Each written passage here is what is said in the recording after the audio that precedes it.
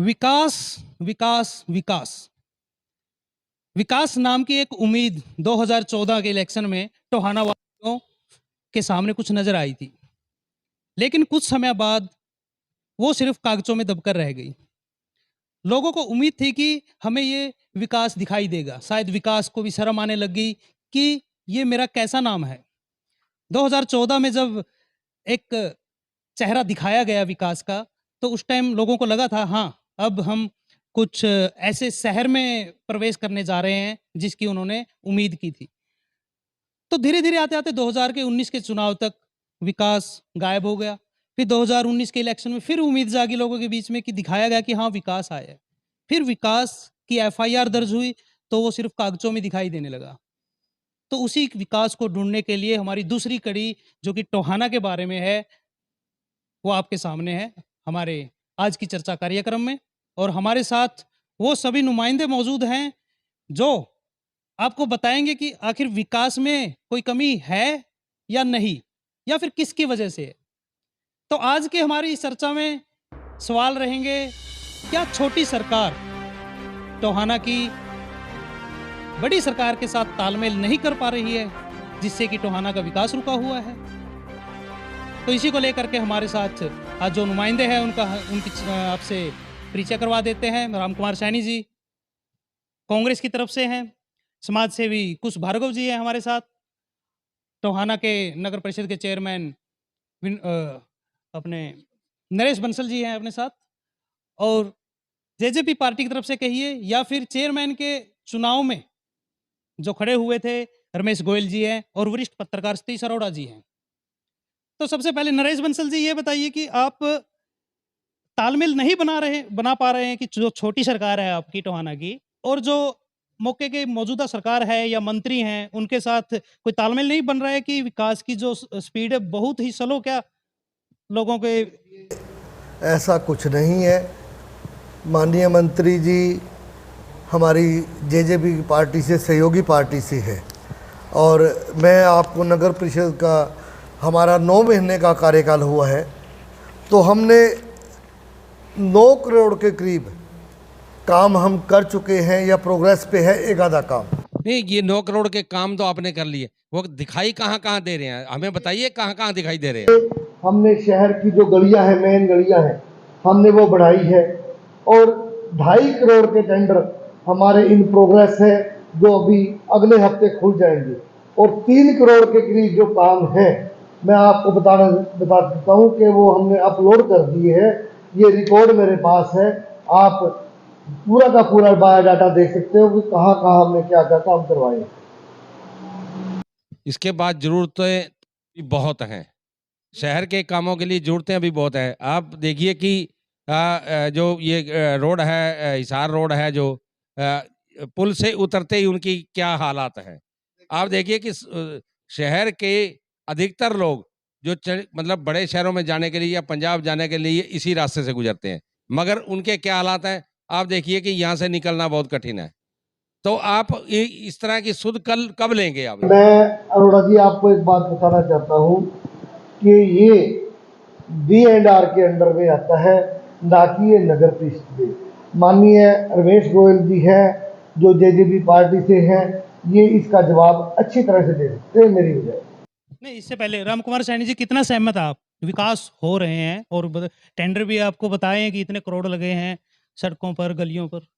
विकास की परिभाषा तो आपने स्वयं बताई है कि 2014 में एक सपना दिखाया गया था टोहाना को कि इतना विकास होगा, इतना विकास होगा कि शहर चमक जाएगा। अब मैं आपसे ही पूछना चाहता हूं, आप पत्रकार साथी हो, पूरे शहर में घूमते हो, पूरे शहर की कवरेज करते हो, 2014 से 2023 लगभग 9 साल का काल जा चुका है। 9 साल में आपको विकास किस कोने में दिखाई दे रहा है, किस क्षेत्र में विकास दिखाई दे रहा है, कहां विकास दिखाई दे रहा है?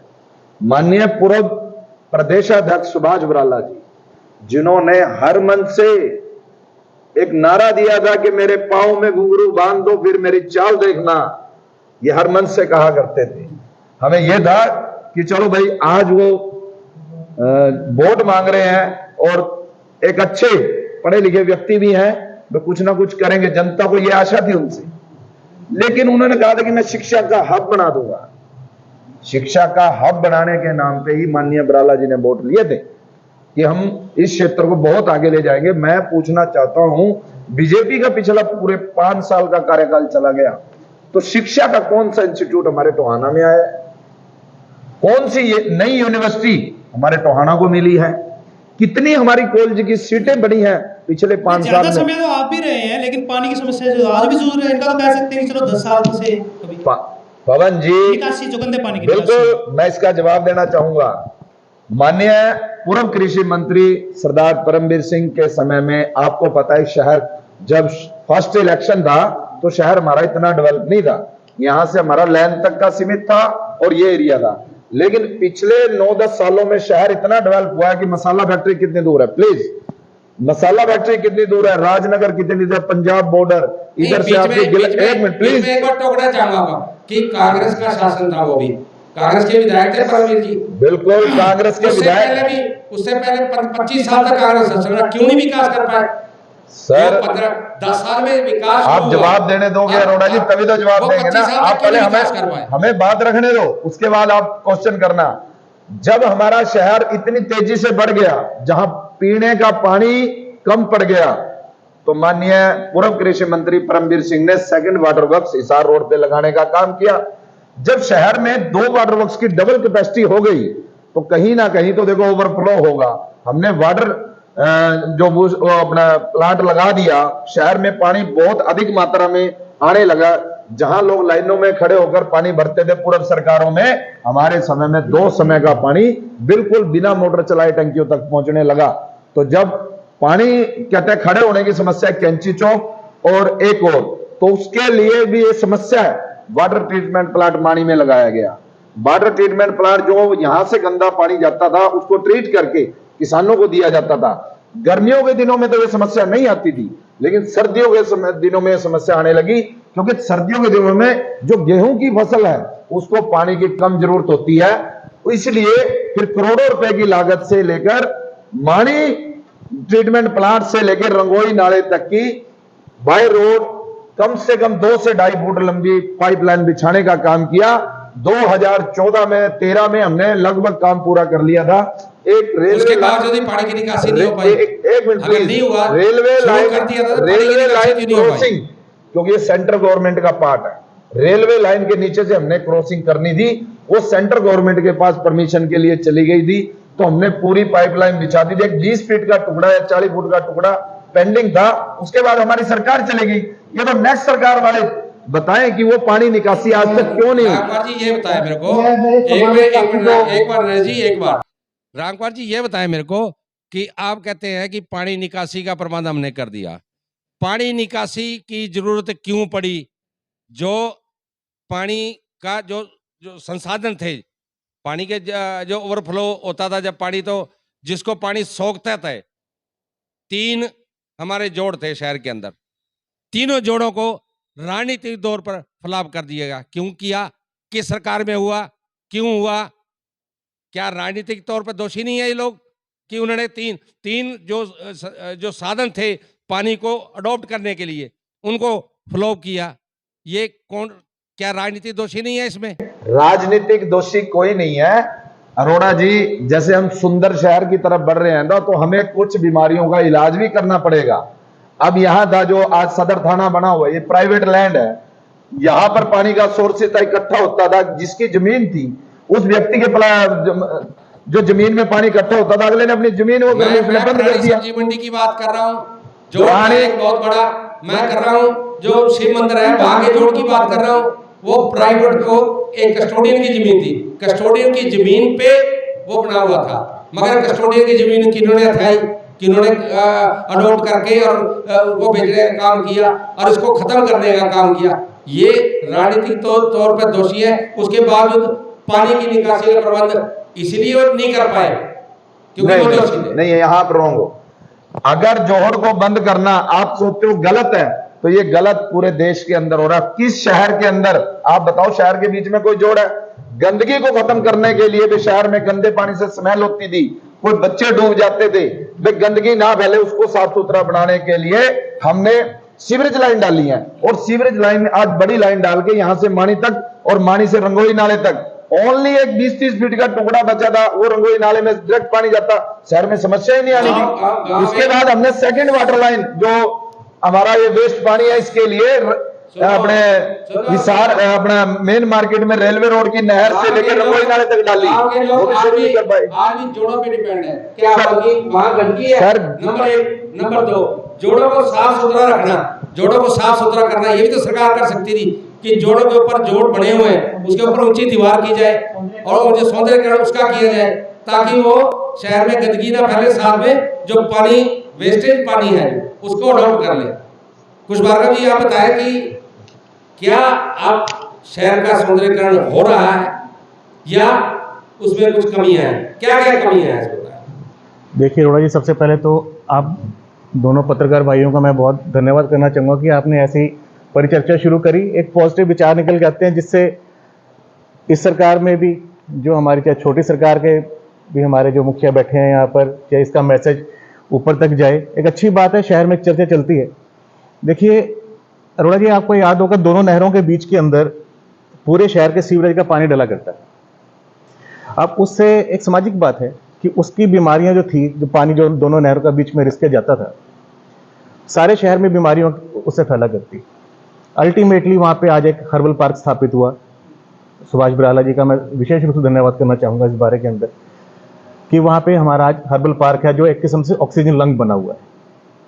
उसके साथ साथ चाहे वो कल्पना चावला पार्क में डेवलपमेंट हो रही है, नहर के हेड के ऊपर सौंदर्यकरण उसका हो रहा है, और जो शहर के अंदर इस तरह की चीज़ डेवलप हुई। इससे पहले अब हमारा टाउन पार्क बना। ये जो चीज़ें हैं, टोहाना की एक पहचान है। टोहाना पार्क जो मॉडल टाउन अपना ये शहीद मदनलाल ढींगरा पार्क था पहले, परमवीर जी के टाइम पे, एक सेकेंड, ये जो सब चीज़ें बनी, उन चीज़ों को मेंटेन करना वो छोटी सरकार की जिम्मेवारी है। छोटी सरकार हमारे नुमाइंदे के साथ मिलकर काम करे, और हम सबका भी आपस में फर्ज बनता है कि इन चीज़ों को मेंटेन करें, और सहयोग जितना एक नागरिक के हो पाते हैं हम करें उस चीज़। आप सोशल वर्किंग में रहते हैं, पूछने का मतलब ये है कि क्या जो छोटी सरकार है और बड़े नुमाइंदे यहाँ पर बैठे हैं, कोई छोटे नहीं, मंत्री पद है और सरकार में बहुत लंबा हाथ है और हमेशा रहा है टोहाना का, तो अब क्या लग रहा है कि इस मौके पर भी आकर के टोहाना का वो विकास हो रहा है जो होना चाहिए था, वो सुविधाएं मिल रही है आमजन को? बहुत कमियां हैं, बहुत कमियां हैं। अभी एक शहर में चाहे किसी का भी परिवार हो, आपका, मेरा या कोई और, उसको बेसिकली दो चीज़ें चाहिए होती हैं, अच्छी हेल्थ और एक अच्छी एजुकेशन। टोहाना शुरू से ही, जब से मतलब राजनीतिक सोच हम सब लोगों की है भी अपना, जब से राजनीति चली होगी, एक बहुत बड़े ऊंचे हमेशा ही राजनीति के अंदर रही हैं। ये कह सकते नेक्स्ट टू सीएम जैसी पावर भी सब लोगों के पास रही है, शायद आज भी हो। ठीक है, उसके बावजूद आप हमारे आप सिविल हॉस्पिटल का हाल देख लीजिए। प्राइवेट सेक्टर को मत देखिए, प्राइवेट सेक्टर तो बहुत है यहाँ पे, लेकिन एक आम जन के लिए, जो गरीब व्यक्ति के लिए जो सिविल हॉस्पिटल है यहाँ का, उसकी दुर्दशा के लिए सिर्फ मौजूदा सरकार ही नहीं, इससे पहले भी जितने जो लोग आए हैं सारे, अगर फाउंडेशन ही कमजोर थी तो ऊपर वाली इमारत कैसी होगी? दूसरा, एजुकेशन वाली जो बात है, चलो प्राइमरी स्कूल लेवल तक है यहाँ पर, बॉय स्कूल है, गर्ल्स स्कूल है, ठीक है जैसे हैं। उसके बाद आ जाती है हमारे कॉलेज लेवल के ऊपर। इंदिरा गांधी कॉलेज का आज की जो दुर्दशा है, कोई आज की तो है नहीं कि हम किसी एक व्यक्ति को पॉइंट आउट करें कि ये प्रेजेंट गवर्नमेंट का है, पिछली बार भी यही था, उससे पहले भी यही था। अब इन बिटवीन एक छोटा सा प्रपोजल आया था पिछली सरकार के अंदर, जब बराला जी यहाँ पे थे, कि इसको एक प्रोग्राम बना कि वहाँ पे हम इसको शिफ्ट कर दें जमालपुर के अंदर और इसको लेडीज विंग बना दें। वो अगर एक सामाजिक दृष्टिकोण से देखें, राजनीतिक चर्चा में ना तो मैं किसी को कोई आरोप लगाना चाहता, ना कोई प्रत्यारोप लगाना चाहता। मुझे निजी रूप से या बहुत से और सामाजिक लोगों को भी शायद वो चीज़ जस्टिफाइड लगी होगी, और किस कारण से रुकी वो ईश्वर जाने या वो लोग जाने जिन्होंने उस समय उसका विरोध किया था। क्या जिन लोगों ने उस समय उसका विरोध किया, क्या उसके बाद कभी जाके आईजी कॉलेज के बच्चों की सुध ली कैसे बारिश में पानी घुसता है, क्या क्लासेस की क्या दुर्दशा है, क्या देख रहे हैं ना आप लोग? तो क्या ये जिम्मेवारी सिर्फ आरोप प्रत्यारोप तक रहेगी कि पहले कांग्रेस थी, उसके बाद बीजेपी आ गई? ये तो दुर्भाग्य है, यही तो मैं बार बार पूछ रहा हूँ कि तो आप लोगों ने नहीं किया, तो इस सरकार ये कहती है पिछली सरकार ने नहीं किया।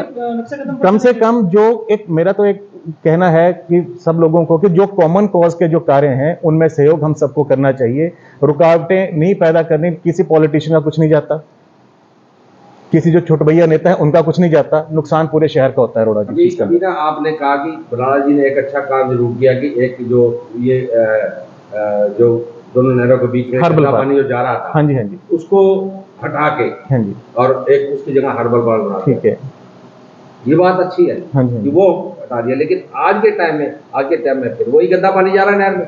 अभी कल परसों की बात है कि परसों को हमने देखा है कि एक बड़ी नहर में से छोटी नहर के बीच में पाइप डली हुई है और बड़ी नहर में पाइप का पानी पूरा गंदगी का पानी सब जा रहा है। देखो इसकी हमने मुझे उसकी खबर भी लगाई है। इसकी मुझे और उसके जानकारी बाद नहीं अरोड़ा जी, अगर ऐसा हो रहा है तो गलत जा रहा है, है तो ये गलत है ना, उसका कि जिम्मेवार कौन है? ये जो वही व्यवस्था है ना जिसके कारण वो जा आप रहा है। बताएं गोयल साहब, आप जजपा पार्टी से भी हैं, सरकार के एक जजपा पार्टी की हिस्सेदारी में सरकार चल रही है। बराला जी ने तो उसको काम को शुद्धिकरण दिया था और आज आपके टाइम में ये काम हो रहा है कि उसको पानी फिर नहर में जा रहा है, गंदा पानी है। उसके जिम्मेवार कौन है? मैं सतीश जी आपको बताता हूँ, कहने को तो गठबंधन की सरकार है, लेकिन टोहाना में तो कोई गठबंधन नहीं है।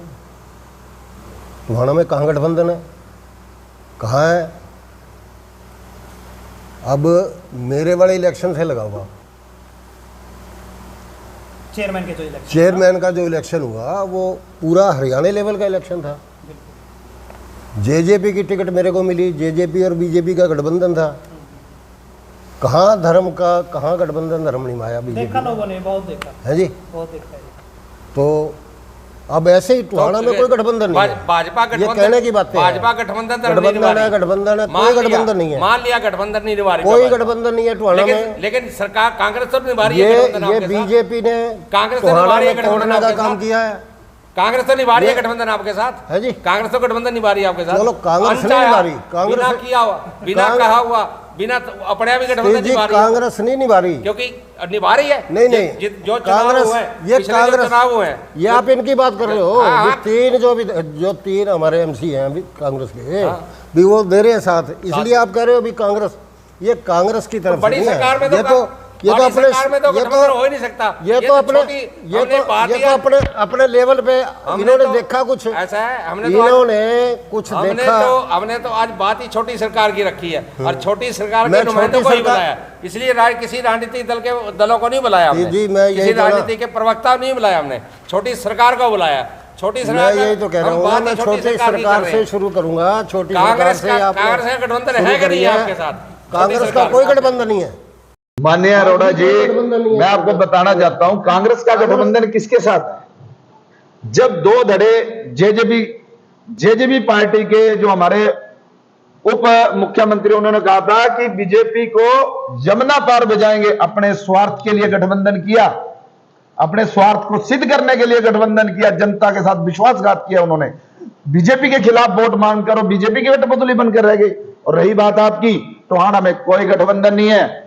जो व्यक्ति मान सम्मान देगा उसके साथ हैं, जो व्यक्ति हमारी जनता के और हमारे मान सम्मान ये तो आपको सोचना चाहिए था कि जजपा, अगर जजपा गठबंधन का धर्म नहीं निभा रही है या भाजपा गठबंधन का धर्म नहीं निभा रही है, तो जो दल जो मिले हुए हैं उनके साथ आपको जाना चाहिए या नहीं जाना चाहिए? अरोड़ा जी, कोई भी आज तक का रिकॉर्ड रहा है, बताओ, आज तक का रिकॉर्ड रहा है कि जजपा इनेलो कभी भी बीजेपी से अलग नहीं हुई है, कभी कांग्रेस के पक्ष में नहीं गई है, लेकिन अब कांग्रेस है एक जो जजपा के पक्ष कहां गई है, कहां गई? आप मेरे को एक उदाहरण दे, एक उदाहरण दे।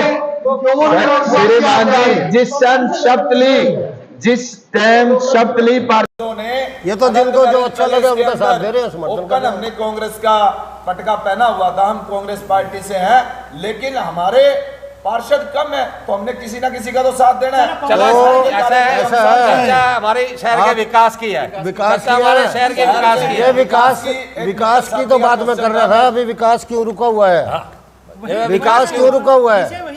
विकास इसलिए रुका हुआ है कि क्या करना है भाई, इसका विकास क्यों रुका हुआ है? मैं यही तो कह रहा हूँ भी टोहाना में कोई गठबंधन बीजेपी जेजेपी का नहीं है, इसलिए यहाँ विकास रुका हुआ है। तो हम वो जो बात पहले तो ये गठबंधन तोड़ने की पहल बीजेपी ने की और ये पहल भी अभी की हमारे इलेक्शन में, चेयरमैन के लिए चेयरमैन के इलेक्शन में। मैं तो इंडिपेंडेंट इलेक्शन लड़ा हूं, इंडिपेंडेंट का साथ दिया नहीं बीजेपी नहीं, ने। मैं इंडिपेंडेंट इलेक्शन लड़ा हूं। इंडिपेंडेंट कैसे का साथ बीजेपी दिया, ने कैसे बीजेपी ने तोड़ा? कोई मेरे पास बीजेपी का सिंबल था क्या?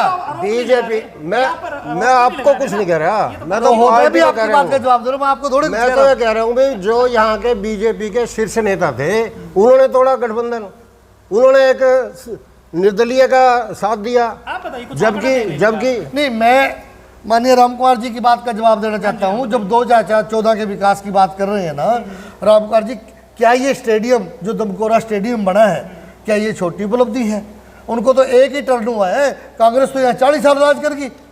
आप एक बात बताओ, क्या एक्स्ट्रा चीज लेके आए हैं सरदार पाल सिंह जी और सरदार परमवीर सिंह जी डेवलपमेंट का? एक चीज तो है बंसल जी, इसमें आप एग्जाम्पल देते हो स्टेडियम का, एग्जाम्पल देते हो बाईपास का। हाँ जी, बाईपास देखो कि नहीं वो देते हैं, वैसे कह रहे हैं कि बना है टोहाना में, ऐसा बना बात है। नहीं है।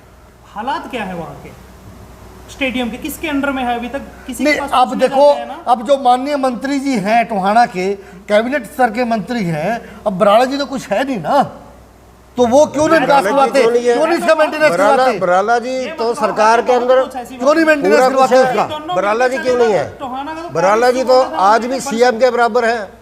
नहीं नहीं, ऐसा कुछ नहीं है। आज भी सीएम के इक्वल है। बगैर हारे हुए को वो बना रखे है चेयरमैन, कुछ नहीं है, ना एमएलए है ना कुछ है। पर्टिकुलर पॉइंट के ऊपर जहाँ से मैंने अपनी बात में कहा भी, एक सरकार ने स्टेडियम दे दिया, एक एमएलए ने स्टेडियम दे दिया, जो कभी माधवाना का खाली ग्राउंड हुआ करता स्टेडियम के नाम पे, एक हमें स्टेडियम मिल गया, तो उसके बाद उनका कार्यकाल खत्म हो गया, अगला कार्यकाल आया बबली भाई का, तो कम से कम जो उसकी चीज़ की जिम्मेवारी है, प्रॉपर्टी तो शहर की बनी है ना। ऐसे अब आप देखो, ये संगम हॉस्पिटल के सामने के जो सड़क बनी है, ये क्या छोटी उपलब्धि है?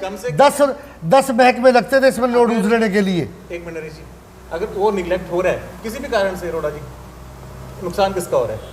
इन्वेस्टमेंट टैक्स पेयर की हुई, पैसा सरकार का लगा, लोगों के जेब से निकल के लगा, सरकार की तरफ से तो कोई देती ऐसा है ना, देखिए तो नुकसान तो अपना ही हो रहा है ना इसमें। कांग्रेस हो चाहे जजपा हो चाहे भाजपा कोई भी हो, एक दूसरे पे आरोप प्रत्यारोप करते हैं। यही रह गया। कांग्रेस के समय में बताओ कि उपलब्धि क्या रही है? नंबर 1। बिल्कुल। नंबर 2, विकास के मामले में सड़कें आज भी वही हालात हैं, पहले भी वही हालात थे, आज भी वही हालात हैं सड़कों के।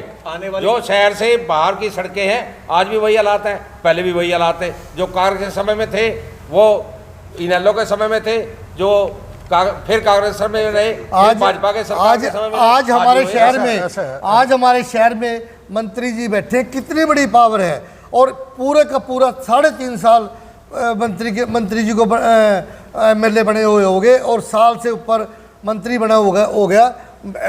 तो ये आप देख रहे हो कि उकलाना मोड़ से लेके मैं इसका और जवाब देता हूँ। मुड़क तक मुड़क तक कितनी सड़क टूटी हुई है। जजपा पार्टी, मैं इसका जवाब देता हूँ। आप जजपा पार्टी, एक मिनट, सवाल सुनिए। आप जजपा पार्टी से संबंध रखते हैं। हाँ, देखो बिल्कुल, पार्टी तो बिल्कुल। इसमें कोई दो राय नहीं कि आपने को उम्मीदवार भी जजपा पार्टी ने बनाया था। नंबर 1, नंबर 2, नंबर 2, वैसे थोड़ी ना नंबर 2, चुनाव से पहले जो आपके जजपा पार्टी के विधायक हैं, यहाँ के मंत्री भी हैं, उन्होंने कहा था कि मैं शहर को पेरिस बना दूंगा, अगर मुझे जीत मिली तो मैं शहर को पेरिस बना दूंगा। और साथ में यह भी कहा था कि यहाँ एक ऐसी इंडस्ट्री लेके आऊंगा जिसके सैकड़ों लोगों को रोजगार मिलेगा। कहाँ है वो शहर का पेरिस? से भी ये बड़ा शहर पेरिस कहाँ गया? आप कहाँ गई इंडस्ट्री? एक बात जिसमें शहर को रोजगार मिलना था आप जिसको। स्थिति जी एक बात पकड़ के बैठे हो, चौथे का भी नंबर आएगा। एक बात पकड़ के बैठे हो भी इंडस्ट्री से भी बड़ा बाप लिया दिया। मेडिकल कॉलेज कितनी बड़ी उपलब्धि है टोहाने की। मेडिकल कॉलेज आना कितना बड़ा मुश्किल काम था, और लोगों ने यहाँ रोडे भी बहुत अटकाए भी किसी तरीके से यहाँ मेडिकल ना आए ताकि श्रेय या किसी और को ना जा सके। ऐसी बातें हुई हैं। देखिए, यहाँ नर्सिंग कॉलेज बनेगा, ये किसकी देन है? ये माननीय अपने बबली जी की देन है? नहीं, ये माननीय मुख्यमंत्री जी की देन है। नहीं, माननीय मुख्यमंत्री जी की देन है और बराला जी की देन है। इसमें मंत्री जी का कुछ नहीं है। 2014 में अनाउंस कुछ नहीं है मंत्री जी का इसमें। मंत्री जी का नहीं, मुख्यमंत्री का कुछ नहीं है। मंत्री जी मुख्यमंत्री जी का है। मुख्यमंत्री जी आज इस प्रदेश के सर्वे है, प्रदेश के सर्वे है। हम भी खुद ज्ञापन दे के आए मंत्री जी, अपना मंत्री सीएम साहब को, खट्टर जी को, पूरा टोहाना का सिस्टम लेके गए हैं ताकि यहाँ मेडिकल कॉलेज की हो और नर्सिंग कॉलेज का हो, तब ये आया है बहुत सी यहाँ। बातें 14 में अनाउंस करी थी जो कि अब 23 के अंदर पूर्ण हुई है। जो हमारे बबली जी माननीय कैबिनेट मंत्री माननीय हैं, मंत्री जी तो ये नहीं उनके कह रहे थे प्रयासों कि से- मैं अपने पल्ले से, उनके अगर प्रयासों से सरकार ये ना भी काम- कहेगी तो भी अपने पल्ले से मैं और इतना ये इतना उनके सक्षम से प्रयासों से फैक्ट्री हुआ लगा है। दूंगा यहाँ, और उनके जब आप हमारे प्रयासों से बच्चों को ये- हजारों उनके को यहाँ प्रयासों से रोजगार काम मिलेगा। चला है। कहाँ है वो फैक्ट्री? और ये भाई जो कहाँ है वो जो फैक्ट्री? भी काम करेगा तो मुख्य यही करेगा भाई, कंसल जी एक सीधा सा प्रधानमंत्री सवाल है, करेगा। चर्चा भी है। हाँ, आपको हाँ। बताता हूँ, एक सीधा सा सवाल है। अब ये बताइए कि मंत्री जी हैं, अभी छोटी पावर नहीं है, नहीं, स्वास्थ्य बिल्कुल। बराला जी है, क्या वो चीजें यहाँ के लोगों को मिल पाई है जो मिलनी चाहिए थी नहीं, इतने समय में? देखिए विशेष जो सुविधा हमारे टोहाना का एक दुर्भाग्य है। एक सौभाग्य तो ये है कि जितनी भी हरियाणा के अंदर सरकार बनी है, हमारे टोहाना का नुमाइंदा उस सरकार में रहा है। लेकिन हमारे शहर का दुर्भाग्य ये है कि देखो मूलभूत सुविधाएं जो है वो कोई खास बात नहीं है। कोई पानी का है, बस स्टैंड का है, बाईपास का, चाहे कुछ भी लगा लो आप, ये तो हर शहर में हर जगह है, गाँव में भी है। समस्याएं नहीं, ये बन गई, बन ये कोई खास बात नहीं है। यहाँ एक्स्ट्रा कोई मान लो भी शहर के अंदर ये चीज़ देखने की है, ये पॉइंट है भी शहर के बाहर के लोग यहाँ देखने के लिए आए। ऐसा क्या है इस शहर में? 2014 में माननीय सुभाष जी बराला प्रदेश के अध्यक्ष थे। क्या किया 14 में? 14 से लेके 19 तक ऐसा है, क्या किया? जिस हिसाब से आप बताए भी क्या किया मैं ये बताना एक भी चाहता चीज हूं, बता दे भी जिस ऐसा हिसाब काम से किया पूरे है। देश का मीडिया आज दो पार्टी के जजपा बीजेपी या गठबंधन के दो नुमाइंदे वहां आते हैं, पूरी डिबेट का नाश करके चले जाते हैं। वही हाल आप यहाँ देख बीजेपी सकते का तो हो। हमने लिया ही नहीं प्लीज अभी प्लीज तक। मेरी बात सुने, बीजेपी का आज देख रहे हो। अब दोनों को देख के आपको क्या लगा कि दोनों पार्टियों के लोग आपस में झगड़ रहे हैं। हमारे टोहाना का दुर्भाग्य है, तीन बड़े नेता होने के बाद, सरकार में इतनी बड़ी भागीदारी होने के बाद भी हम पिछड़ रहे हैं। ये माननीय हमारे अध्यक्ष महोदय जो नगर परिषद के प्रधान ने खुद स्वीकार है कि टोहाना में कोई उपलब्धि नहीं है। तो ये सरकार के 9 साल का फेलियर काल है बीजेपी का टोहाना में, कि कोई भी उपलब्धि नहीं है। रही बात कांग्रेस की उपलब्धि, मैं गिनवाता हूँ आपको। कांग्रेस तो 10 साल में सत्ता में नहीं है यार। करोड़ों रुपए की लागत से आपके समय में तो प्लीज वो तो सर, 10 साल मैं से कहूंगा। सत्ता में नहीं है यार। माननीय अरोड़ा जी ने कहा कि उसने क्या कांग्रेस उपलब्धि क्या कर दी हुआ? कांग्रेस ने? वाटर ट्रीटमेंट प्लांट माणी में लगा करोड़ों रुपए की लागत से। टाउन पार्क हमारे टोहाना में बना करोड़ों रुपए की लागत से। 100 एकड़ के लगभग में अनाज मंडी थी, किसकी? कांग्रेस की सरकार ने। पॉलिटेक्निकल कॉलेज बना के दिया, किसकी सरकार ने? कॉलेज कांग्रेस की सरकार ने दिया। तो माननीय दूसरा वाटर वर्क्स लगा। अब ये बताएं, अभी माननीय हमारे समाज सेवी भाई ने कहा है कि बराला जी ने स्टेडियम बना दिया, मेंटेन किसने करना था? इनका उत्तर है तो एक मिनट सुनो, जिम्मेवारी की मैं बताता हूँ। अगर वाटर ट्रीटमेंट प्लांट कांग्रेस की सरकार में पूर्व कृषि मंत्री ने लगा दिया और आज भी सड़कों पे पानी है, तो उसको मेंटेन किसने करना था? मेंटेन इन्होंने करना था ना। रही बात आईजी कॉलेज को शिफ्ट करने की, जमालपुर के अंदर पॉलिटेक्निक को खत्म करने की एक साजिश थी, जबकि हमारे टोहाना शहर के अंदर एक इंस्टीट्यूट बना हुआ है पॉलिटेक्निकल। आप उसमें नए नए ट्रेड लेके आए, साजिश थी? जिसकी भी साजिश थी, कुछ लोगों ने मिलकर ये बता साजिश देना थी। टोहाना का जो आईजी नहीं, कॉलेज आप आरोप लगा रहे, किसी का तो लीजिए ना। ऐसा है सर, या मौजूदा सरकार के ये- जो उसको चेंज करवाना चाहते थे उस समय के आप न्यूज निकालो, कौन कौन उस पर जोर लगा रहे नहीं, ये थे? तो पब्लिक ने उसका न्यूज की आपको पता है, आप बताएं, मैं खुल के बताता बताएं, हूं। क्या आप इससे मुझसे- डरते हैं? सही इसी का जवाब लेता हूं। मैं बताता आपका हूँ, जवाब। सही मैं बताता हूँ। शहर के कुछ लोगों द्वारा सुभाष बराला जी को बरगलाकर टोहाना के आईजी कॉलेज को पॉलिटेक्निकल कॉलेज, जो माननीय पूर्व कृषि मंत्री स्वर्गीय सरदार हरपाल सिंह के नाम पर है, उस नाम को खत्म करने के उद्देश्य से, ताकि उसमें हमारा आईजी कॉलेज को शिफ्ट किया जाए। एक मिनट में पूरी बात मेरी बात पूरी होने दो। उसमें शिफ्ट किया जाए तो उसका क्वेश्चन मैंने किया था कि टोहाना के जो आईजी कॉलेज है उसके अंदर बच्चे कितने हैं?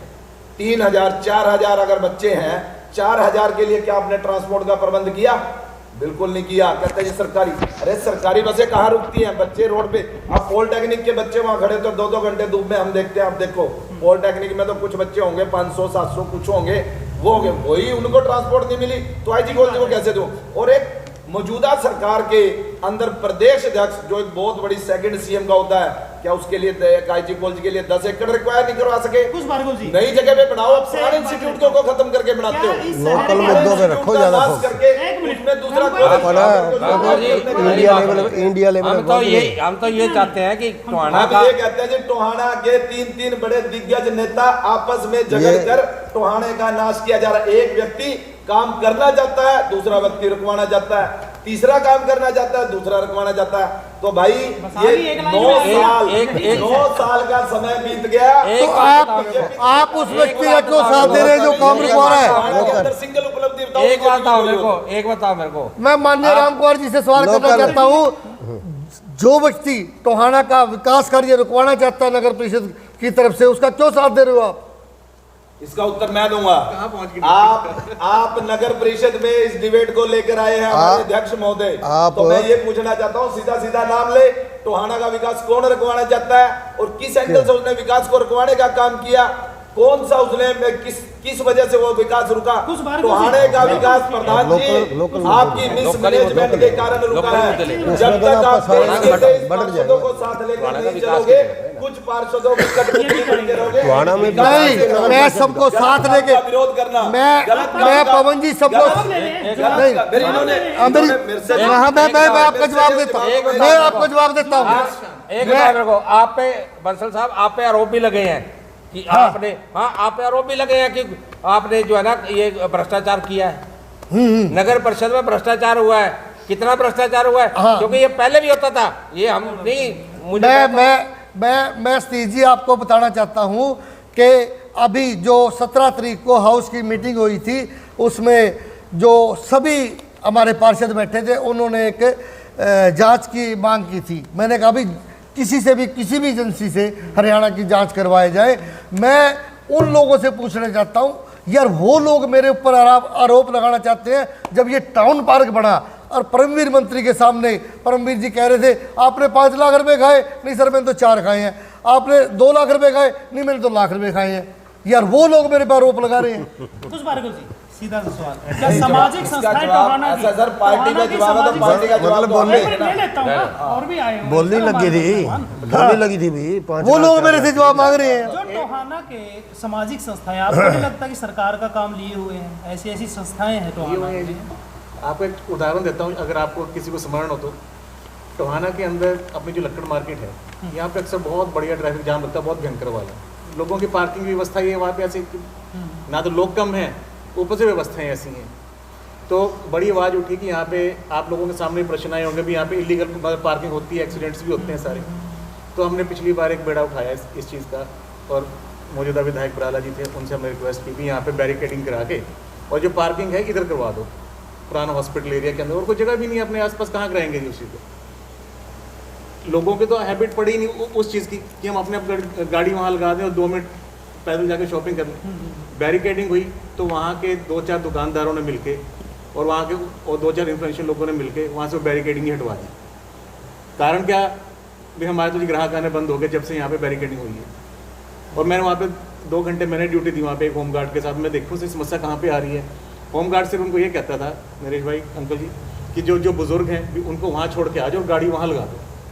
बड़ी जायज़ सी बात थी। बाकी भाई 2 मिनट का रास्ता है। लोगों को भी चाहिए कि सरकार के साथ कोऑपरेट करें, और सरकार भी को ये चाहिए कि हम इसको स्ट्रिक्ट एक्शन ले इस चीज़ का, कम से कम पार्किंग डेवलप होगी। आपकी बात बिल्कुल सही है, लेकिन मैं ये बताता हूँ कि आप जहाँ गाड़ी खड़े होने के लिए पार्किंग जगह जो बनाएगी, वहाँ के हालात देखे हैं आपने? कितनी गंदगी है वहाँ पे। गंदगी उठाने का जो है ना, सरकार कब इसकी ओर ध्यान देगी? छोटी सरकार कब इसकी ओर ध्यान देगी कि गंदगी के लगे हुए हैं? आप ये देखिए कि इस टॉपिक पे अपनी बात खत्म करना चाहता हूँ। आपने बहुत बढ़िया बात की है वाली कि अब इतने साल बीत गए, मैं सुनते हुए जिला परिषद की है, इसकी है, उसकी है। यार कब तक, आखिर कब तक? ये अगर सरकार एक चीज को बनाने के लिए जमीन एक्वायर कर सकती है, तो वो तो सरकार की जमीन सरकार को देनी है, उसको क्यों नहीं एक्वायर कर सकती? का जवाब ना देता नंबर 1, नंबर 2। अब ये नहीं, मैं जो हमारे मंत्री है ना, पंचायत, मैं प्रधान जी से बात कर रहा हूँ। जिला परिषद में कोई मीटिंग हुई थी, उसका प्रस्ताव पास हो गया, जिला परिषद के नाम नगर परिषद ने लिख के दे दिया, प्रधान जी को याद नहीं है इसी एजेंडे में कि हमें कोई एतराज नहीं है, जिला परिषद के नाम करते पार्किंग बढ़ेगी। मैं तो सिर्फ इस बात पे जवाब चाह रहा हूँ कि ये शहर में गंदगी की जगह जगह गंदगी के ढेर लगे पड़े हैं, इससे बीमारी पैदा नहीं होती है? बिल्कुल होती है। नंबर 2, बिल्कुल होती है। उसको उठाने का जो चार्ज है, जो उसमें हाउस टैक्स में चार्ज लिया जाता है, कौन उठाता है? वहां पे कोई नहीं उठाने आता, जबकि पैसे ले लिए जाते हैं उनसे जो लोगों से, उसको उठाने के लिए कोई नहीं है। मैं आपको बताता हूँ जी, कितना जब गंदगी का कितना करोड़ डालने के लिए जगह ही नहीं बचेगी, जगह ही नहीं है, तो आप गंदगी कहाँ से उठा के कहाँ डालेंगे आप? अब एक प्रधान जी ने क्वेश्चन किया कि जो टाउन पार्क के समय 3-3, 4-4 लाख की बोलियां लगती थी, वो क्वेश्चन उठाते हैं। बिल्कुल गलत है उनका उठाना। अगर 3-3, 4-4 लाख रुपए की कोई बोली लगी है तो प्रधान जी आंख मूंद करके वो बैठ गए, उस टाइम कंप्लेंट करनी चाहिए, जागरूक नागरिक बनना चाहिए। और उसके बावजूद जो बिल आपके सामने आया है, माननीय अध्यक्ष ने इस बार सहमति दे दी कि विजिलेंस जांच होनी चाहिए। इतना डिलाई नहीं होना चाहिए। अगर विजिलेंस जांच के लिए एक पत्र भी लिख देते हैं, कौन लिखेगा? कौन लिखेगा? अध्यक्ष महोदय। अध्यक्ष महोदय नहीं, आपको जो लिखना पड़ेगा, किसकी जांच करवाई जाए? रेजुलेशन पास है, रेजुलेशन पे साइन प्रधान के होते हैं। रेजुलेशन पर अगर लेटर बना जांच करवाना सरकार का काम होता है, जांच करवाना सरकार का काम होता है। मैं माननीय राम कुमार जी का एक मिनट में आप रेजुलेशन का क्या मतलब है? सरकार आदेश करे, सरकार मंत्री करे, मुख्यमंत्री करे, आदेश करे। सर इसका मतलब आप चाहते हो, आपको पता है भी सरकार करवाना नहीं चाहती, वो खुद सतीश जी, मैं आपकी बात का और माननीय राम कुमार जी की बात का जवाब देना चाहता हूं। हमारी हाउस के अंदर एक बात हुई थी कि हमें डंपिंग पॉइंट के लिए एक जगह मिली है श्री कृष्ण गौशाला की, मनियाना रोड पे 6 किले। और आप मेरा साथ दे, जैसे माननीय राम कुमार जी ने एक बात कही है कि आप तो कुछ पार्षदों को लेकर चल रहे हैं, मैंने एक से हाथ जोड़ कर रिक्वेस्ट करी थी वहाँ कि आप मेरे साथ चलें, ये शहर का मुद्दा है। आपका भी वार्ड का मान लो रड़ंगा पड़ा होगा तो वो आपके पास फोन करेगा कि राम कुमार जी रड़ंगा उठवाओ। गोयल साहब आप ये बताएं, मेरी बात पूरी नहीं हुई अभी तक भी। राम कुमार जी आपका या किसी भी पार्षद है वो उसी के पास फोन करेगा कि ये एमसी साहब, एमसी महोदय, ये अड़ंगा उठवाए, मेरे घर के आगे ये पड़ा है, या ये है, या मेरा कोई किसी का ब्याह शादी हुआ है वहाँ अड़ंगा खिड़ता है भी, ये आप उठवाए। हमारे दरोगा जो ये काम करते हैं, सफाई कर्मचारी हमारे, उनको हर जगह से धक्के मिल रहे थे। इरिगेशन वाले जगह पे हम गए, इरिगेशन वालों ने हमारे पास केस दर्ज करवा दिया। मैं आपको बताना चाहता हूँ, हमने उनके जगह मांगी फिर मैं शहर के अंदर 20 जगह जाके आया, किसी ने मेरे को डंपिंग पॉइंट के लिए जगह नहीं दी। मान लो आप राजी हो गए हैं तो आपका पड़ोसी नटवा देता था। आज श्री कृष्ण गौशाला का जो सांझी गौशाला है उसने हमारे को डंपिंग पॉइंट के लिए जगह दी। उसके अलावा भी, उसके साथ भी एक हमारा इतराज़ आया अड़ोसी पड़ोसी ने कि यहाँ मतलब कि बदबू आएगी या बीमारी फैलेगी। मैं आपको बताना चाहता हूँ, तो मैंने इसीलिए सब वहाँ हाउस में सभी जो अधिकारीगण थे, सभी पार्षद थे, इनसे हाथ जोड़ के रिक्वेस्ट करी कि आप नगर परिषद का साथ दो, क्योंकि हमारे दरोगा और हमारे कर्मचारी कह रहे थे कल को हम सफाई पे नहीं जाएंगे जब हमारे पास डंपिंग पॉइंट ही नहीं है, हम उस अड़ंगे को उठा के करेंगे क्या? श्रीमान जी हमारा तो मैं ये एक मिनट हमारा पूरा तो मैं सभी पार्षदों को मैंने अगले दिन फ़ोन किया। एक जोनी मेहता जी सिर्फ आए थे, मैंने अशोक गर्ग जी को, राम कुमार जी को, चलो राम कुमार जी की एक मजबूरी थी कि कोई शायद डेथ हो गई थी, ये बाहर गए थे, कोई भी पार्षद, सेठी जी, कोई भी पार्षद मेरे साथ नहीं आया।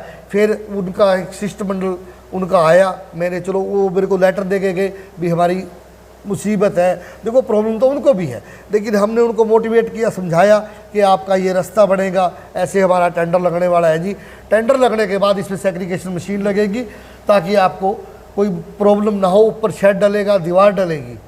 तो हर तरह से हमने उसको सेटिस्फाई किया। आज भी वो सेटिस्फाई नहीं हो रही क्योंकि मैं अकेला हूँ, मेरा कोई साथ ही नहीं दे रहा। आप अकेले हो? चलो अकेले जैसे ही हूँ, जो मेरे जो पार्षद है तो है। चेयरमैन भी बना दिया आपको, आपके साथ कितनी जनता है? जनता है, मैं जनता की वजह से ही कह रहा हूँ। अगर एक बात बताओ, इसका जवाब मैं देता हूँ, ये नगर परिषद से जुड़ा हुआ मुद्दा है। एक सेकंड आपको दिया जाएगा मौका, एक छोटी सी चीज का जवाब दे दीजिए। अब ये 6 किले मिल गई कि नहीं मिल गई? ओहो अभी तक मिल गई है जी। अब मान लो वो खेत वाले शिष्टमंडल आके, विनोद जी श्री कृष्ण गौशाला के प्रधान है, पार्षद उनको कारण बताता हूँ मैं, उनको दबाव डाला जाता है उनकी तरफ से कि आप ये जगह न दो, हम इतनी आपको इतने पैसे हम दे देंगे, ये दे देंगे, हम वो कर देंगे, हम अगर आप ये डंपिंग पॉइंट यहाँ बनवाओगे, हम कृष्ण गौशाला का साथ नहीं देंगे, हम आपको चंदा नहीं देंगे, उनको ब्लैकमेल किया जा रहा है। कोई एग्रीमेंट नहीं, एग्रीमेंट हो गया हमारा, हो गया हमारे को डीएमसी साहब से अप्रूवल भी आ गई है, हमने उनको चेक दे दिया है। मतलब डंपिंग शुरू होगी वहाँ? हाँ, डंपिंग शुरू हो गई है, हो गया वो काम तो हो गया। दूसरा मंत्री उसमें टांग अड़ाता है, ये बात क्लियर हो रही है और डिबेट में बिल्कुल क्लियर। हम ओपन मन से हम ओपन मन से कह रहे हैं कि ऐसा ये लड़कर अपने 5 साल का कार्यकाल पूरा कर रहे हैं, जनता की कोई सुध नहीं है, आपस में ही लड़े जा रहे हैं। मेरी आप बताएं कि लगातार इतने सालों से नगर परिषद का जो है ना लगभग 9 महीने हो गए इसको चुनाव को भी, उसके बावजूद भी अभी तक कोई खास कार्यक्रम काम नहीं हो पाया है। आप देखिए भाटी नगर में 4-5 सड़कें गलियाँ बनी हैं, वो भी उनके हालात देख लीजिए कि उनके हालात क्या है। नगर परिषद के अंडर ही आती हैं, वो भी नगर परिषद के अंडर आती हैं। 4 रोड गली बनी है सिर्फ, उनके हालात जाके देख लीजिए क्या हालात है। डी प्लान के तहत काम हुए हैं, पैसे मिल गए उनको, बिल उनको मिल गया, सब कुछ हो गया, लेकिन उनके हालात जाके देखिए। किसी पार्षद ने, किसी ने एक बार भी जहमत नहीं उठाई कि मैं जाके उनके हालात देखूं, शहर के हालात देखूं। वो उस पार्षद की कमी है, अगर गलत काम उसके बाढ़ में हो रहा है, उसकी सहमति से हो रहा है। एक मिनट बात सुनिए, इस मामले में नगर परिषद के जो अधिकारियों को वहां ले जाकर दिखाया गया, नगर परिषद के अधिकारियों ने क्या कर लिया? आप बताएं कि उन्होंने क्या कर लिया? मैं जवाब दूंगा आपके बात का। पार्षद की बात छोड़ो, आप पार्षद तो चलो उनके साथ मिल गया, नगर परिषद के अधिकारी भी क्या मिले हुए हैं क्या? मैं बिल्कुल मिले हुए हैं, मैं आपको बात का जवाब दूंगा। गोयल साहब ये बताओ मेरे को, खुद कह रहे हो ये बात, तो ये मैं आपको बात का जवाब दूंगा। ऐसा है गोयल साहब इसका बात का जवाब भी लेंगे आपसे।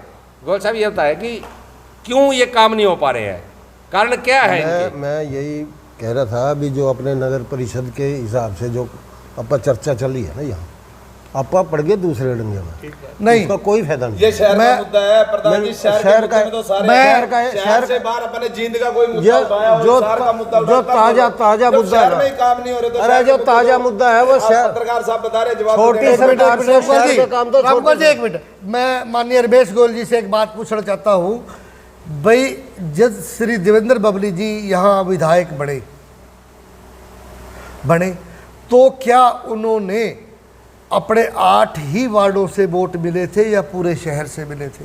पूरे शहर का एमएलए है, सारे हरियाणा का मंत्री है, ठीक है, इसमें कोई दो राय नहीं आप है। सेटिस्फाई हो ना इस बात से? बिल्कुल बिल्कुल बिल्कुल, आप इसमें कोई दो राय नहीं है। माननीय मंत्री जी ने, लेकिन ये बात ना ये बात सिर्फ देवेंद्र बबली पे लागू नहीं होती, गठबंधन की सरकार है, दोनों को देखना चाहिए था। भाई हमारे को यहाँ का नुमाइंदा वो है, दोनों मिलजुल के अगर आपस में सहमति नहीं है, भाई पब्लिक का क्या कसूर है?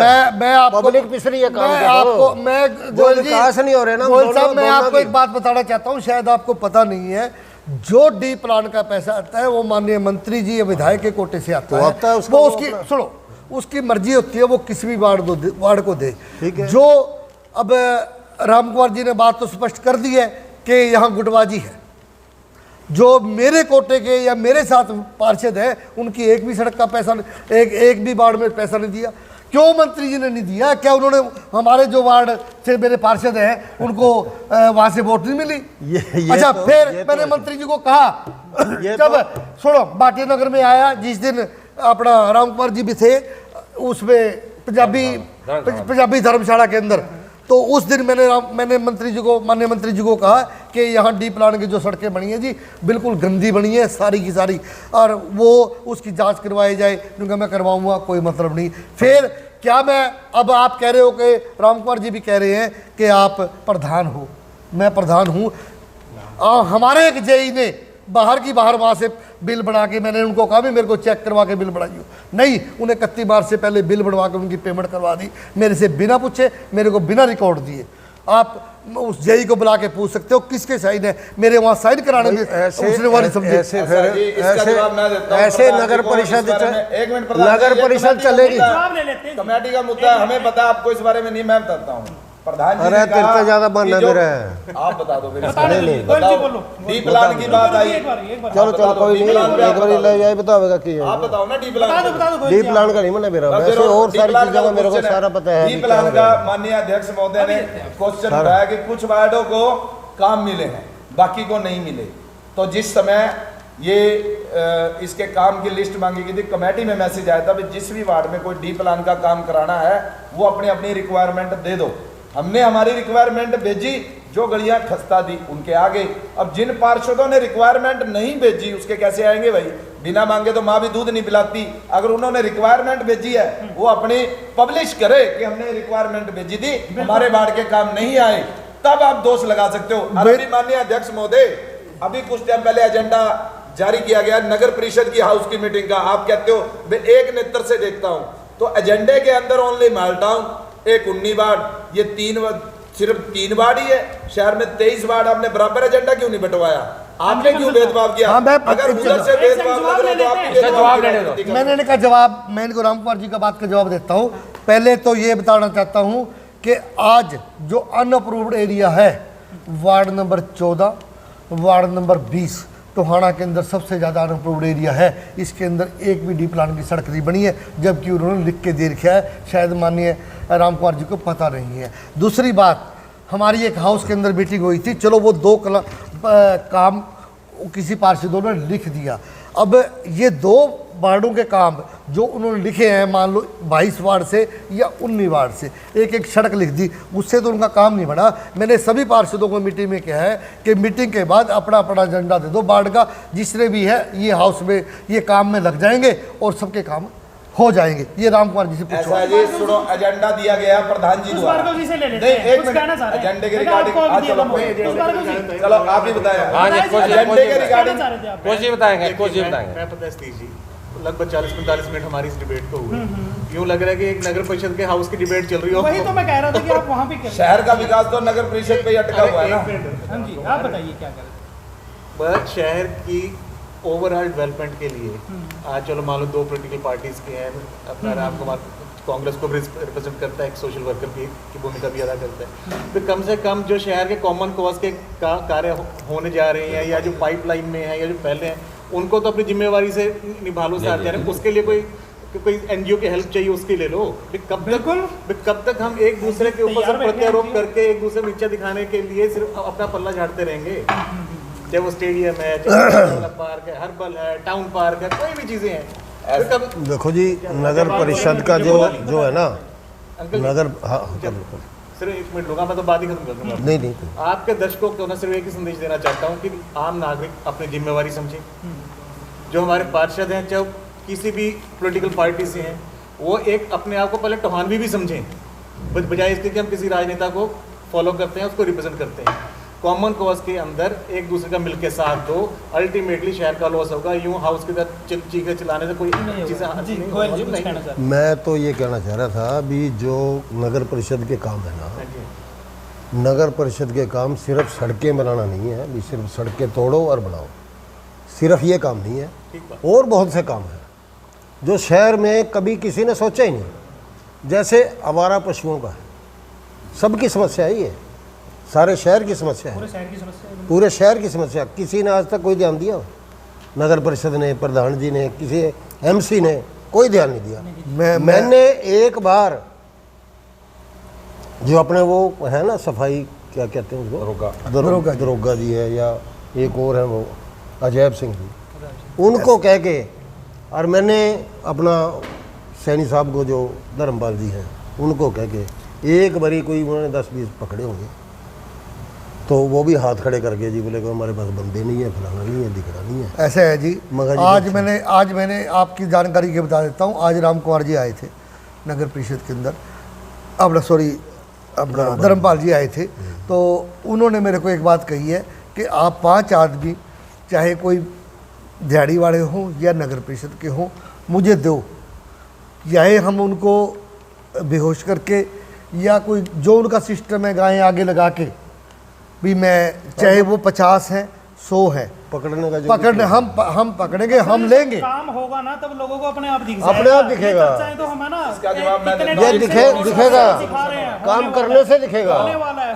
हम एक दूसरे पे कटाक्ष करते रहे, एक दूसरे की बात काटते रहे, काम स्टार्ट होगा ना, जब ये काम दिखेगा कोई ऐसे पता लगेगा। ये प्रधान जी, ये नरेश बाबू, लेकिन करना कोई नहीं चाहता। ये काम कराओ। आखिरी सवाल है, थोड़े से शब्दों में मैं चाहूँगा आपसे, छोटे छोटे काम है बिल्कुल, मैं कितने टाइम से देख रहा हूँ हिसार रोड पर, ये कॉलोनी है, ये ढाबे के पास कितने टाइम से सड़क टूटी पड़ी है। मैंने डिपार्टमेंट को भी कॉल कर ली, उन्होंने भी शिकायत दे ली इतनी बार। वो आज तक छोटा सा टुकड़ा है जो टूटा हुआ, सारी सड़क खराब हो गई, एक्सीडेंट भी हो चुके हैं। अपना जाते हैं इसमें मुनक रोड पर जाते हैं, वो रोड नहीं हो रहा। कैंची चौक का जो रोड है चंडीगढ़ रोड पर, वो नहीं हो रही है। पार्किंग की सुविधा कहीं पर भी देख लीजिए, बैंक के सामने, उधर देख लीजिए आरएमसी हॉस्पिटल के सामने। कब होगा इनका इलाज आखिर? अगले इलेक्शन आ गए, इनके नाम पर फिर वोट मांग लोगे आप, लाइटें देंगे आपको, आप ये सड़कें बनवाएंगे, गलियां बनवाएंगे, कब तक चलेगा? देखिए, जैसे आपने कहा भी पार्किंग के जो मान लो सरकारी संस्थाएं हैं, बैंक है सरकारी है भी, वो अपना बनाए। प्राइवेट बैंक भी है, प्राइवेट बैंक भी है। वो देखो नगर परिषद कहाँ से बनाएगी ये बताइए मुझे। नगर परिषद नहीं कोई पार्किंग की व्यवस्था। अब डॉक्टर आरएमसी की बात करिए तो आरएमसी वाला खुद उसने पार्किंग बनाई है, फिर भी खड़े रहते हैं फिर भी खड़े रहते हैं।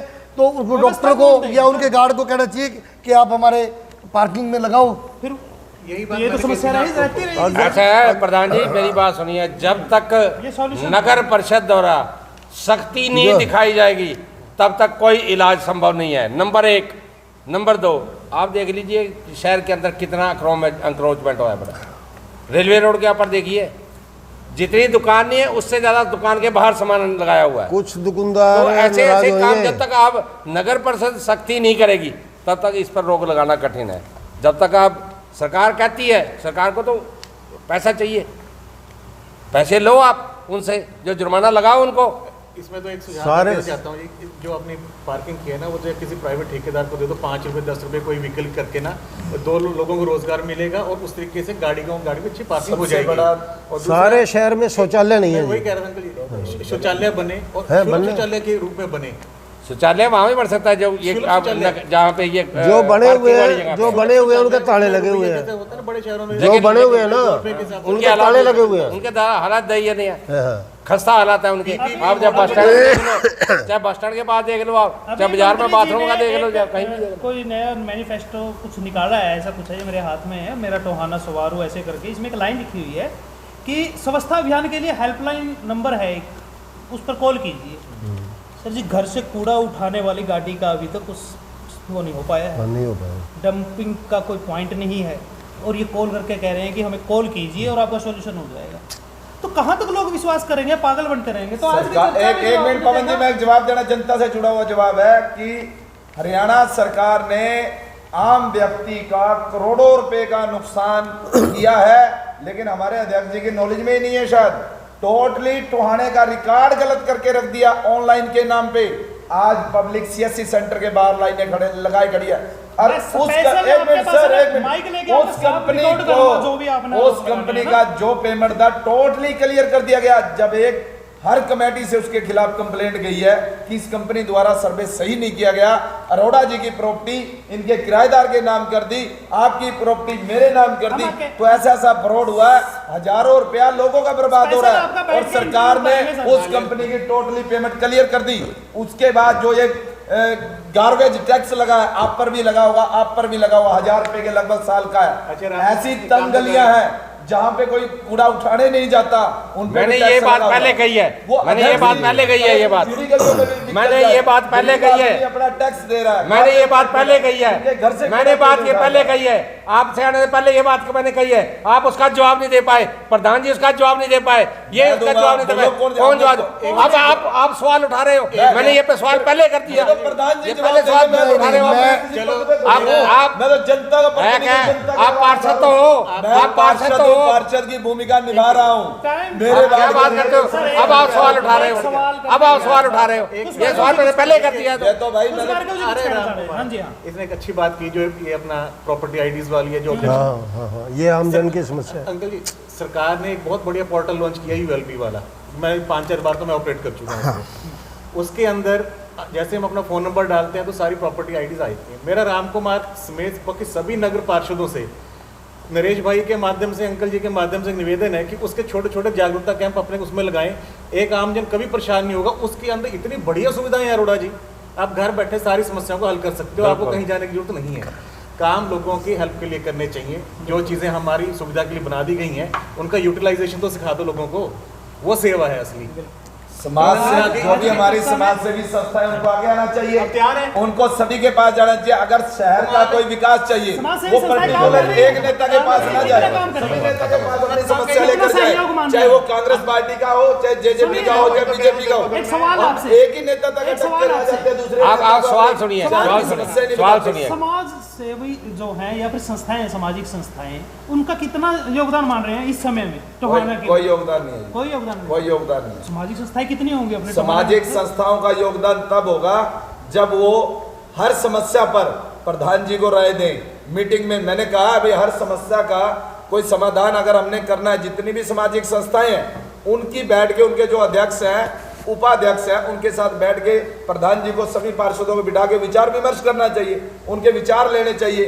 क्या पता हमारे अंदर वो विचार नहीं है जो उनके अंदर कोई अच्छा विचार हो, उसको इम्प्लीमेंट करो। तो शहर की सामाजिक संस्था, जो सामाजिक संस्था है उनको भी आगे आना चाहिए। अब जागरूक कैंप किया, बहुत से लोग, उन्होंने अपने विचार दे दिए, उन्होंने अपने विचार दे दिया। आप कितनी देर में अडॉप्ट करोगे उसे, कितनी देर लागू करोगे? हमारे लागू करो, कोई भी विचार, पार्षदों की मीटिंग बुला के, पार्षदों की मीटिंग बुला के, मीटिंग अध्यक्ष महोदय बुलाएंगे, मैं नहीं बुलाने के लिए, अध्यक्ष की जिम्मेवारी होती है, अध्यक्ष बुलाए। और दूसरी बात यह है, प्रधान जी भाई साहब ने कहा कि जागरूक करें। बहुत से लोग ऐसे हैं जिनको यही नहीं पता एंड्रॉइड फोन कैसे चलाया हर एक परिवार में बहुत से ऐसे हैं। आप इस चीज का विरोध क्यों नहीं करते कि जो करप्शन हुआ उसके खिलाफ एफआईआर होनी चाहिए? आप सामाजिक संस्था को रिप्रेजेंट करते हो, जो लोगों का पैसा लूटा गया उसके खिलाफ एफआईआर कराने में आप एक आंदोलन निकालो, हम आपके साथ हैं। आप शहर में जो रोष मार्च निकालो, हम अग्रणी भूमिका निभाएंगे, भाई के साथ खड़े। बताओ डेट रखो कब आए हम, और जनता से पैसा लूटा गया उसके खिलाफ रोष मार्च निकाले संस्थाएं। हम संस्थाओं के साथ ना खड़े तो बताओ। तो जनता को भी इसमें जागरूक होने की जरूरत है। बिल्कुल जागरूक कि आपका कौन हितैषी है जिसको वोट देना चाहिए या जिसने काम किया है। अगली चर्चा में हम फिर मिलते हैं, तब तक के लिए जुड़े रहिए हमारे साथ।